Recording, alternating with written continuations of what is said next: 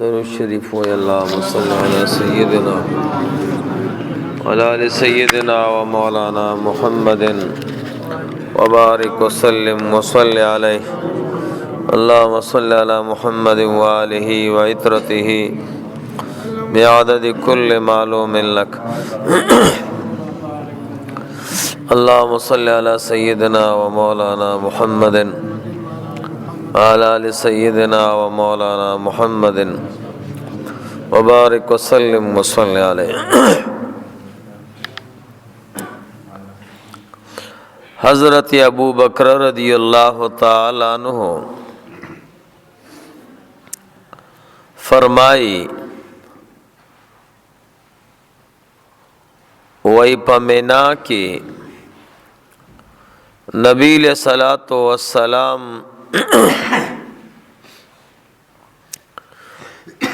प उख मुबारक बाने सोरो और यव इंसान दगा उख या उखा दखपल वागुन निवलेवा तो नबी सलातो वस्सलाम फरमाइल दा कम यवा वरज दा नवय मन खामोशु जमंग दा गुमान रालो च नबी सलातो वस्सलाम बा दे वरज तबलनुम दिनो नबिया हुजूर फरमाइला आया दा वरज दा अख्तर नदा मंगवी कुर्बान वाले ना दा अख्तर वरज दा ब्या हुजूर फरमाइला दा कम यवा म्याश्ता वही मन खामोशु तरदी च जमुन गुमान रागो च नबी सलातो वस्सलाम बा दे म्याश्त तबल नुमगदी नबिया हुजूर फरमाइल आया दा म्याश्त दा ज़ुल्हज्जे न दा अमंग वर्तव फरमाइल वले न या अल्लाह वले न दा अल्लाह पैगंबरा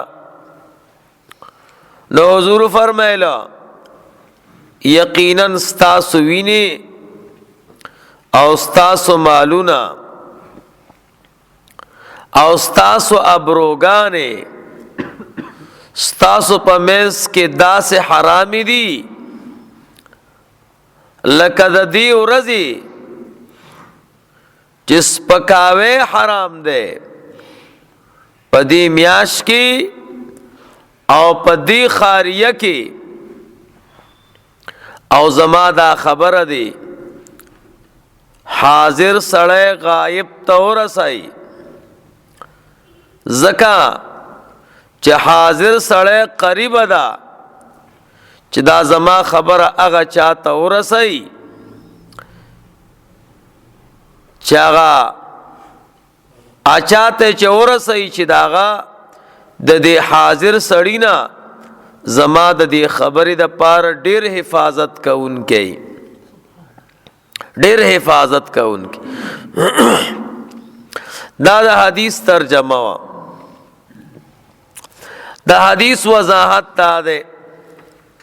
नबी सलातो वस्सलाम हज को हज्जतुल विदा दादा हुजूर आखिराने हज दे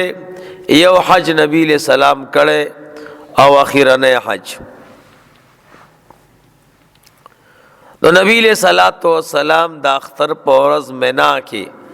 कमजे के च कुर्बानी की दाख्तर पौरस नो उख मुबारक बाने या उख मुबारक बाने वाला पागे बाने नास्तो अवबल सहाबी द नबी सलातो वस्सलाम द उख मुबारकी अगवागे निवलो दा सहाबी सोको हजरत बिलाल रदियल्लाहु ताला अन्हु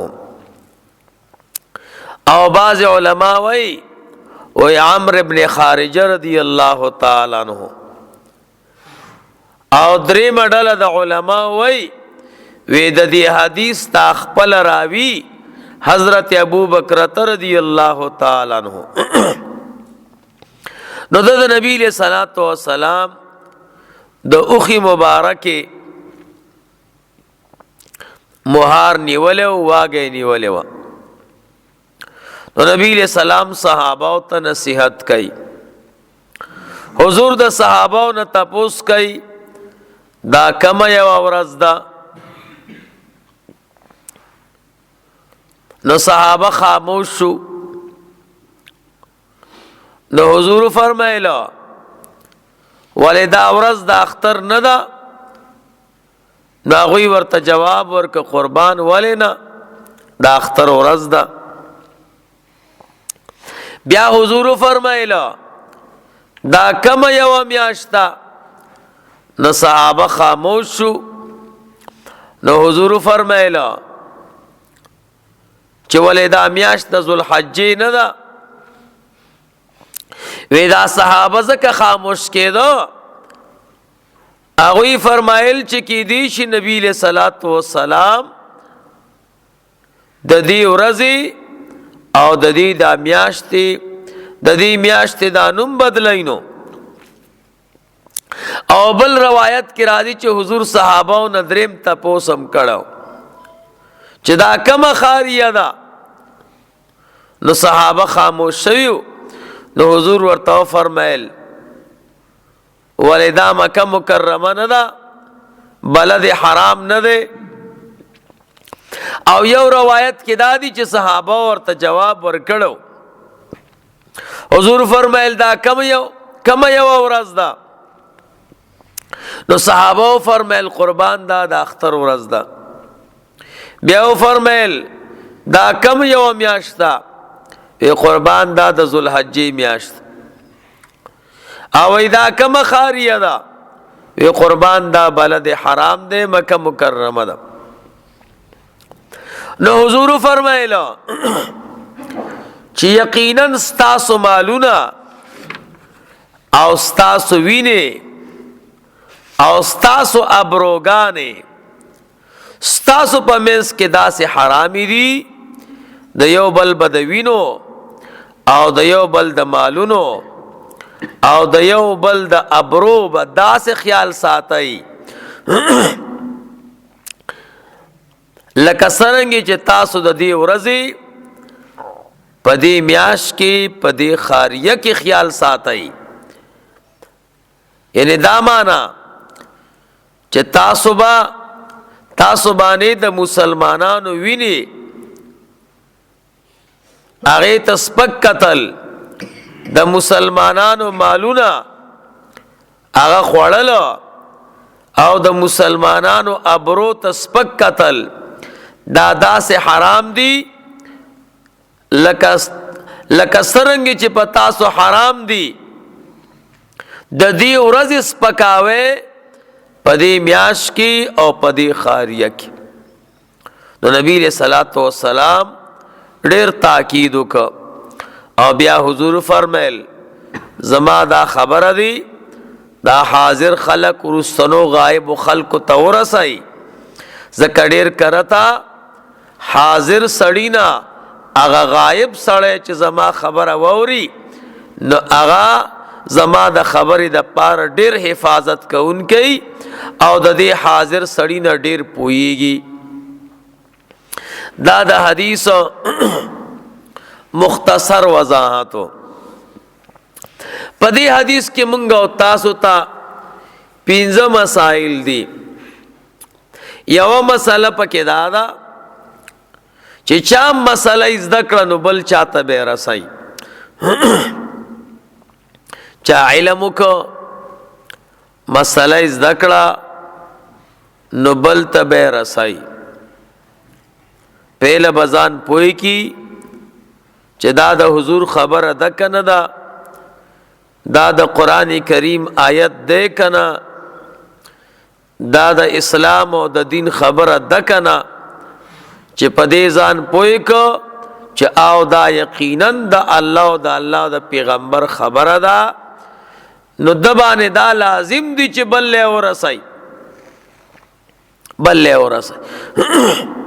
لیکن نور روایاتو کې دا راځي چې یو سړی د دین مسله زده کی نو دبانه خو رسول لازم شو نو چاته به رسای به چالا نوې دې به رسیا هغه چاته چې څوک د خبره مني او د خبره قبلین هغه ته ورسي او کنه دی وین کی تسبق ګوري نو دې سره د اسلام او د دین بی عزتی کیږي نو بیا باغه ته دا خبره نه رسي یا یو سړی ته د دین او د اسلام مسله کې نو خواغه تا غوسه کیږي او تا نقصان رسي تا باندې گزار کوي تا سره جګړه کوي تا کنزلی کوي ستا ابرو خرابای نو بیا دی صورت کې بیا تا باندې مسله رسول نشته بیا خاموش کینا یو سړی ستا خبره منی نه یو سړی ستا خبره ته غوږ نه ږدي او یو سړی تا غوسه کیږي ضرر درته رسای نو بیا دی صورت کې بیا ورته مسله مرسوا او کنه دا مسلې نه نو پهله به د دین او د اسلام په مسلې ځان پوي کې چې دا یقینا د دین خبره ده کنه ده چې خو یقین راغی چې دا خو د اسلام خبره ده د دین خبره ده نو بیا چې څوک درته ګران وي تا ته نقصان نه رسي ستا په علم اعتماد وي ستا په تقوا اعتماد وي ستا په پرهیزګارۍ اعتماد وي او تا ته غوږ دي نو بیا د دین او د اسلام مسله هغه ته ورساو نو علم ډیر خلق زده کوي خو لیکن عقل ډیر ضروری چیز ده نو باز سړی نه په اعتبار د عقل سره کار خراب شي امام مالک رحمه الله فرمای ما د امام جعفر رحمه الله سره لس کال تیر کړه نو اته کال مې ته عقل زده کړه او 2 کال مې ته مسائل زده کړه د دین مسالې ویزه بیا رستو په دې 2 کالو خفاومه چې کاش کې ما دا 2 کالم ته عقل زده کړه نو عقل ډیر اوچت سیز ده د دې وجه علماء وایي وی د یو چې ټاکې د علم د پاره لس من عقل ضروری ده نو عقل سره سړی موقع پیجنی سړی پیجنی ټیم پیجنی نو عقل ډیر اوچت سیز ده نو یو مسله پکې دا ده چې حضور فرمایل حاضر خلق دی غائب او تورسای چا مسله ذکړه بل مسلمان تا رسای به چې مسلمان ورته وګ دی او د نصیحت قبلای دویم نمبر مسله پکې دا ده د دې حدیث نه دا معلومیږي چې کله کله پرستنیو خلقو کې دا سے ذہن والا او دا سے عقل والا خلق پیدا شي چاغوی د الله او د الله د پیغمبر په خبره د مخکینیو خلقو نه خپويږي کله کله رستنیو خلقو کې دا سے خلق پیدا شي چې دا د الله او د الله د پیغمبر خبره باندې د مخکینیو خلقو نه خپويږي نو موږ زکه وایو چې امام اعظم ابو حنیفه رحمه الله دا د الله او د الله د پیغمبر په خبر ډیر خپوي دا الله پاک ورته ډیر لوی علم ورکړ خدا خصوصیت ارچا کې نشته دلته حضور فرمایي دي کلا کلا کلا کلا ان سمانا هر سړی داسې نشي کوله چې داغه ډیر لوی فقيه او ډیر خوخيار وای دا په انسانانو کې ډیر کم خلق ملاويږي چې دا الله او دا الله د پیغمبر په خبره باندې پوه شي دریم نمبر مسله دا ده پکې چې ګوره نبی له صلوات و سلام ډیر تغلیظ وکړه حضور فرمایل دا د سورز دا کم میاش دا کم کله ده او خاریه ده او بیا حضور فرمایل لکه سرنګي چې د دې ورځي د دې میاشتې د دې کلی حرمت پتا سبحانه لازم دی د دې به عزت کوي احترام به کوي د قرنګي د خپل وینو احترام به کوي د مسلمان وینه بې ځایه نه تویوي د خپل ورونو د مال او د پیسو احترام به کوي او داغه د ابرو احترام به کوي نو نبی علیہ السلام دې خبره ته ډیر زور ورکا نو علما وای کم سیزو چې حرام وي او ناروا وي او د خلکو په ذهن کې داغه حرمت او حرامواله پروت نه نو هغه عالم با هغه مسلې ته خزور ورکای دې د پاره چې د خلکو د دماغونه داغه حرمت نوزي او دی وګوري چې دی کې خو سخت ګناه ده او دا خو له جرم دی نو خط تغلیظ بکي او خزور باور کوي دې د پاره چې د مسلمانانو په ذهن کې داغه حرمت خپروزي چې دا خو حرام کار دی او دا خو ناروا ده نو دا سه سرسری خبره بنه کوي مضبوطه خبره بکي نبی له صلوات و سلام دې خبره ته ډیر زور ورکا چې د مسلمانانو د وینې لحاظ بساتای د مسلمانانو د مال د مسلمانانو د ابرو د دې ټولو سيزونو په خیال ساتای سلورمه مسله پکې دا ده چې ګورئ درې سيزونه نبی له صلوات و سلام دا په یو تل کې واچول وینا مال او ابرو نو ډېر خلک د دې په منځ کې فرق کوي الکه وي د مسلمان وجل دا خو ډېر لوی ګناه ده او بیا پیسې غستل ورته داغې نه وړه ګناه ښکاري چې زمړه خو یو 10 روپۍ دی او 20 روپۍ دی نو کماته واغستې نو څه چلو شو او ظاهری په خوله باندې داغه بیزتی بیا د پیسو نم اسانه غړي نو پیل چې ده اول خو د مسلمان د وینې قدر ورسره نه خو بیا موي چیرې دا خو مرګ دی یو چت سیز دی نو بیا مال ته داغې نه کم وای او ابرو ته داغې نه کم وای اعراض معنا ابرو سمانا د چا د بدای خیال ساتل چې داغه بدی به خلکو ته نه بیانای یا یو سړی د چا صفاتو کو ته پیردو کې نه مړه دا د دې صفت قابل نه ده نو ګوره مونږ او تاسو صدا عام خبرې ښکاری چې زهره د چا غیبتو کې د چا بی عزتیو کې نو نبی رسول سلام دا درې واړه دا په یو تل کې واچول سمانا لکه سرنګي چې د مسلمان وینه حرام ده د قرنګي د مسلمان مال حرام ده د رنګي د مسلمان ابرو حرام ده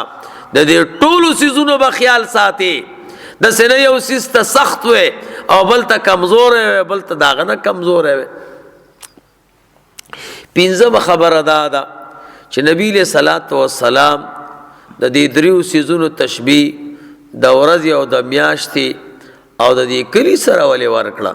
چې حضور فرمایل نن د سورز ده او دا کم میاشت ده او دا کم خاریه ده وېدا زکا مشرکان چې سمرو او سمره مشرکان چې هغه د اختر د ورځې لحاظ ساتو د اختر د ورځې قدر کو او بیا د ذوالحجې د دې د حرمت د میاشتو قدر کو او د مکی مکرمه قدر پزړه کې پروتو خود مسلمانانو وینه تویول او داغوی نه مال خړل او داغوی ابرو بر پاکول دا د دې پزړونو کې پراته نو دا سیس ګورې مونږ او تاسو کې مشته منګه او تاسو د اختر د ورځې ډیر قدر کو قدر پکار دی خدا اختر د ورځې ډیر قدر کو الکه وی د اختر لوی ورځ وا او داسې راته وی تاسو سره خو مړه کم اس کم د اختر لحاظ خو پکارو کنه کبل ورځ وی نو خیرو منګه تاسو نو وایو ګوره د اختر په ورځ ساړې مړ کې مبارکی لرا روانو یا مونځ ته روانو یا مونځ یې وکړه نو ظالمه د اختر په ورځ دې ولې ویشته نو د هغه په وینه دومره خفه نه وي د اختر په ورځ ډېر خفه وي نو د اختر د ورځې حرمت زمونږ او ستاسو په ذهن کې هم پروت دی د مسلمان د وینې د حرمت نه نه موږ وایو چې هلکه کم از کم د اختر په ورځ خو دې مړه نه ویشتو دا خو دې ظلم وکړو زیاتی دې وکړه اختر کې یو بل ته مبارکي ورکوي او اختر دې ولا په غم که نو د وینې کار موږ سره نشته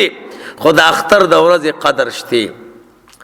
د مشرکانو کې هم دا عادت نو حضور ورته وفرمایل لکه څرنګه چې تاسو د اختر د ورځې خیال ساتئ نو دغه رنګې د مسلمان د وینې به هم خیال ساتئ دغه رنګې دا څیز موږ او تاسو کې هم شته موږ او تاسو د شو قدر او د رمضان او دغه رنګې د محرم او د سفر د دې د میاشتو خیال ساتو او د هغې قدر کوو لکه سفر دی او شو قدر دی او رمضان دی خو د مسلمان د مال د خوړلو خیال نه ساتو زمړه څه چلو شو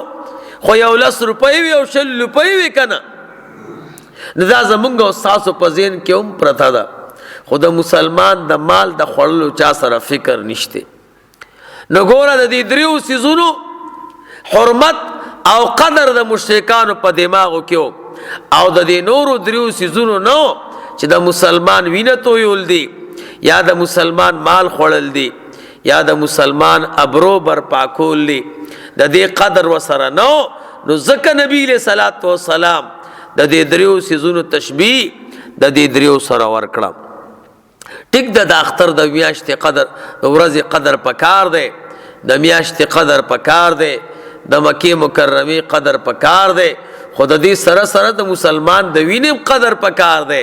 د مسلمان د مال د مسلمان د ابرو دا د انسان د پاره سخت نقصان ده دی ګوره چې څوک د مسلمان د وینې خیال نه ساتي داغه د مال خیال نه ساتي او داغه د ابرو خیال نه ساتي درود شریف وی اللهم صل علی سیدنا وعلى ال سیدنا و مولانا محمد